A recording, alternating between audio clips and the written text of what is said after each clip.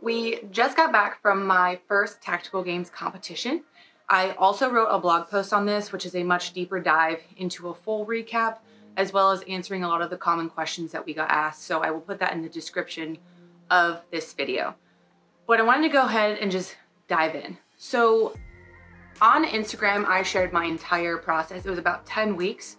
So you can see here that there are different posts that kind of explained my exact goals, and you can see like where I hit the goals, where I missed the goals, as well as in our story highlights on Instagram, we have one called range days and one that is called fitness. So you can physically see the different kinds of things that I was doing to prepare for the tactical games. So I shared that process for a few reasons. The first reason is for anybody out there who is hesitating to take on their next challenge. This tactical games competition was by far the most intimidating and most rewarding competition I've done to date. And I wanted to share the fact that what I did to prepare was not special. I shared that I drank alcohol. I drank alcohol way too much in the first 6 weeks leading up to the competition. I had really big goals to hit my calories. I am a big undereater and I will not feed myself if I don't track it. I worked out 3 to 4 days a week, and I'm not talking 2-3 hour sessions. I'm talking like 20 to 30 minute week workouts before I went home. So everything that I did it wasn't extravagant and it wasn't unrealistic for the average person. So if you are hesitating to take on your next challenge because you're intimidated or you feel like the scope of what you can provide and put forth isn't good enough, I would encourage you to reconsider that, because I just did the tactical games and the scope of female athletes was far beyond what I've ever competed against. The second reason was for anybody who wants to do the tactical games in the future. This company is just over a year old. I think at first glance as a civilian, you're gonna look at it and you're gonna see that it seems very military and police oriented, which it probably is. And I think that that might just scare people away from doing it. And that's why I wanted to share my experience as a civilian, because shooting wise, I just started shooting rifles 6 months ago and I've been shooting pistol for about 2 years. But when you talk about going to the range, I didn't really start going to the range until after Derek did his first tactical games, which was a little over 8 months ago. So again, I'm a civilian, I did it, and I shared my process so that you can see just how not special you have to be. The goal is to do it for you, and honestly, if you do it and you finish, that is winning. So that's why I wanted to share that. So feel free to go back into our Instagram and kind of see what my process looked like. Okay, so I want to talk about my specific goals going into the tactical games. There were 3 goals that I had, and this is how it worked with everything. When I joined CrossFit, it was the same deal. I was one of those people that refused to put on bare weights until my technique was just spot on. Is it right or wrong? I don't know, but that's just how I work. So 3 goals. Number 1 was my ankle. My ankle is the healthiest that it's been in a year, but I still have to be really cautious about doing things like jumping off of things, running on uneven surfaces, things like that. Just over a year ago, when I injured it, I couldn't do 3/4 of CrossFit movements, and just under 6 months ago, I couldn't do an air squat. So my ankle came a long way, but I wasn't willing to jeopardize it at this competition. And as luck would have it, on the first battle of the first day, there was an obstacle course. And so as you can see in these videos, this is an 8-foot wall. I knew I could get over the 8-foot wall, but my issue was jumping down from the wall. I couldn't land on my right ankle, so I needed to jump onto my left ankle, but I've never done that before. So I strategically decided that I was going to let myself fall. As you can see in this video, my fall was not as graceful as I intended it to be, but I was fine. In this next video, there was a 10-foot wall. I would have had no problem scaling this wall, but I was not willing to jump 3 to 4 feet down. So I took the, not a penalty, but you do like the toe touch thingy. So I did those instead. So ankle, first one, didn't want to jeopardize it, and I didn't. My ankle feels fine. The second one was my shooting. I wanted to make sure that everything that I was doing fitness-wise was not gassing me out so much that by the time I got to the shooting, I was just gasping for air. So I paced myself where I thought I needed to, so that when I got to the firing line, I was able to make my shots. So you can see in these videos, I am pacing myself as I go up to the firing line. And then the third thing was I did not want to miss shots that I had no business missing. So based off of the data that I've been able to gather thus far in my training, I have no business missing rifle shots in any position, anywhere from 50 to 100 yards. That was a big goal for me at the tactical games. And honestly, the majority of these battles were at 50 and 100 yards. So I took my time to make sure that I made my shots. You can see also in these videos that I am significantly slower in my cadence of shots, but at the end of the weekend, I only missed a total of 2 rifle shots, and that was big for me because that was my big goal. Fitness.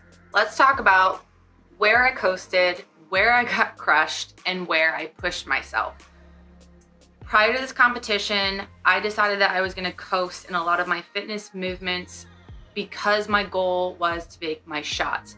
I also don't know myself, or I didn't know myself going into this space, so I didn't know what to expect from myself. So, coasting. Rope climbs.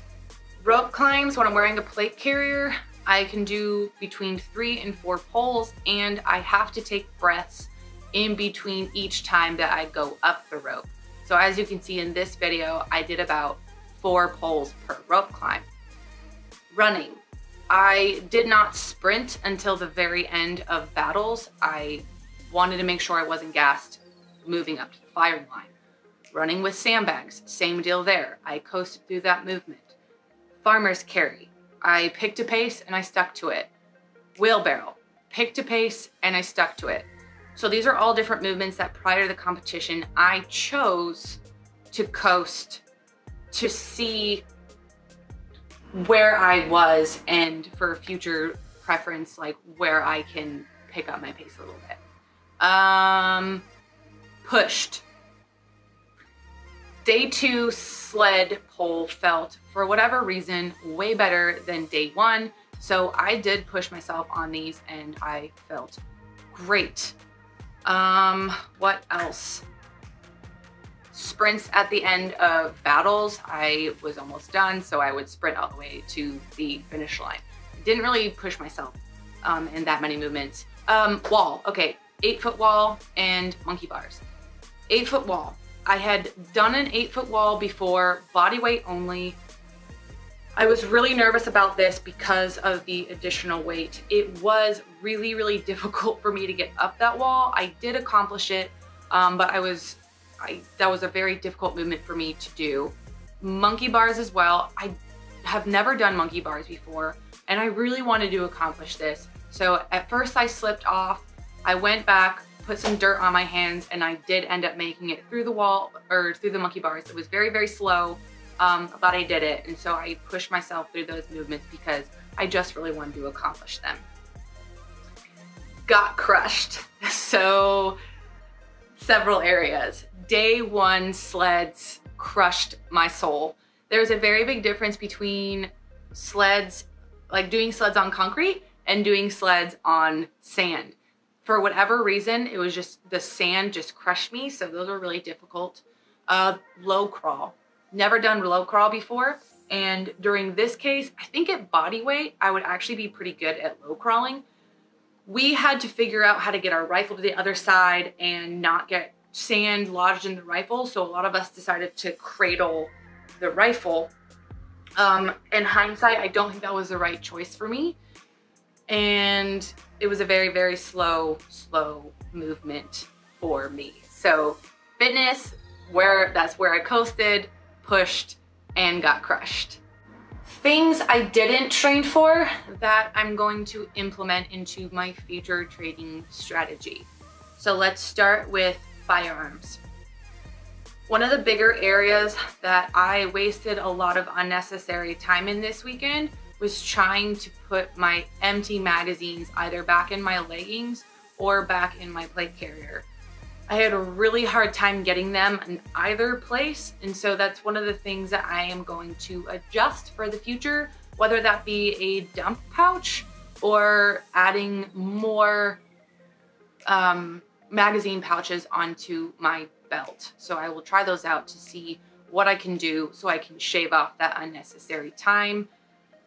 The other thing is I did learn sling manipulations prior to the tactical games, but I didn't really know what to do mid-battle, like when to put it on my back, when to keep it on my front. It definitely got in my way during several battles, and so I need to practice like having a game plan of when I'm going to put it on my back so that it's kind of out of the way while I'm doing other movements. So that was another thing I didn't train for.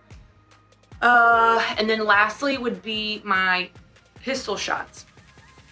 I've done one-handed shooting before, but I'm very hit or miss. So I didn't really have any expectations of myself during this competition. And unfortunately, I did really bad with one-handed shots.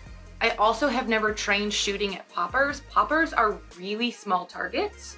I've only ever shot at man-sized steel targets. Last weekend we had 2 battles where we had 10 shots to hit the popper, so there was 20 total shots. I missed all of them. It was super unfortunate, kind of a bummer, but something that I hadn't trained for and will definitely be adding into my future training regimen. On a fitness level, things I didn't train for. I did all of my workouts by myself outside at our CrossFit gym, and while it's fine, there's definitely, I don't push myself nearly as hard as I would in a group atmosphere. And a lot of my workouts were like AMRAP style, or just like get the work done in a certain amount of time. And I think that makes it a lot easier to kind of coast through and take breaks. So what I'm gonna do this time around for my training is I'm gonna implement more WODs where you need to push yourself to get a certain amount of work done in a certain amount of time. So for example, every 3 minutes for 15 minutes, do a 200-meter run with a sandbag and 10 sandbag burpees. And then you have like 45 seconds to a minute of rest, and you do it all over again. Those WODs, I will push myself harder, and so I'm going to implement a lot more of those because I most likely am going to continue training by myself because there's really just nobody at the gym at this point who wants to do this tactical type training. Other things I'm going to implement are things like low crawl. I'm going to put some like low crawl WODs in there. I need to get better at that in general. Water jugs. I did train with a 55-pound kettlebell and did a lot of single arm farmer carries. It was not the same as the water jugs, so I'm gonna buy water jugs and actually train with them. It's just a different odd object, and I need to get more comfortable using it. So things like that, just whatever I struggle with, I'm gonna implement those into WODs. So those are the things that I didn't train for, and I'm going to add those into my future training regimen leading up into my next tactical games. Things that took me by surprise, both good and bad. Let's start with bad. Low crawl. The low crawl was painfully slow, and it just took, I don't know, I thought that I was gonna be good at that movement, and I think at body weight, I would be. Cradling the rifle in my arms crushed my upper body, so that took me by surprise. The water jugs, man, the obstacle WOD, we had to carry the water jug from obstacle to obstacle. And it just didn't go well for me. Again, I was painfully slow. I ended up taking dead last in that battle. And it just wasn't an area that I expected to not be good in. So that one. The 8-foot wall and the monkey bars. I was so tired by the time I got there. It just took a lot out of me to get those movements done. I did get them done, but I was surprised at how heavy I felt, which I guess it makes sense because I almost had an extra 30 pounds on my body. But those two movements took me by surprise. In the same battle, following the water jugs and the obstacle, there was a run. The run very quickly turned into a fast walk / jog for me. Also took me by surprise because I have been running my plate carrier, but I have not been running in my plate carrier following doing other fitness movements that like completely smoked me. So that was another area where I'm like, okay, I need to train running when I'm already exhausted. So those were all things that caught me by surprise. Oh, and the last thing would be the pistol shots. There was one battle where the sled jacked up my heart rate. By the time I got to the firing line to shoot the pistol, I was gasping for air. I have never felt that way up until this point shooting. We did not do a lot of range WOD style training, so I never got my heart rate that jacked, which I will absolutely be changing in the future, but that caught me by surprise. So like my shooting didn't catch me by surprise, but the way that I felt definitely did. Where I was surprised in a good way. Day 1, I was convinced I was gonna get last place. So day 2, I was kind of surprised that I did not get last place. And on day 2, I was still slow physically in my heats, but I was really happy with my shots. Day 2, after 3 battles, I missed a total of 5 shots total. That made me really, really happy. I took my time, I made my shots, and that was a really nice surprise for me, and it just helped me know that my training was paying off. So those are some areas where I was surprised in good and in bad ways. So that's kind of a breakdown of my first Tactical Games experience. I got some cool bruises. Can you see those? Still there. Got some on my legs too. No idea where they came from. I will say that this competition was by far the most rewarding competition I've ever done. And I think I say that because if you take CrossFit, for example, okay? So I live in Jacksonville, Florida. There's like 1 to 2 people who are kind of out of everybody else's league, but beyond that, it's fair game. Everybody's fighting for the same placements and things like that. So I just was never as inspired, I guess. I don't know. And with this, like, I showed up and it's the scope of the female athletes that was like, holy crap.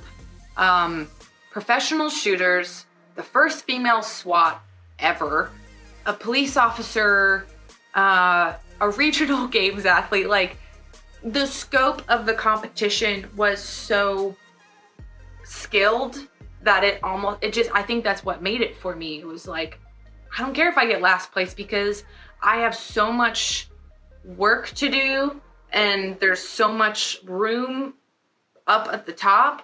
And honestly, it was just like the coolest thing ever. I felt like it was just a way more challenging and something that's way more rewarding when you finish. So I think that's what it was. And that's the kicker here. I shared my process and I'm taking the time to share my process for these reasons. When we stop doing things, I said this in an Instagram post that last weekend for me was me being reintroduced to myself.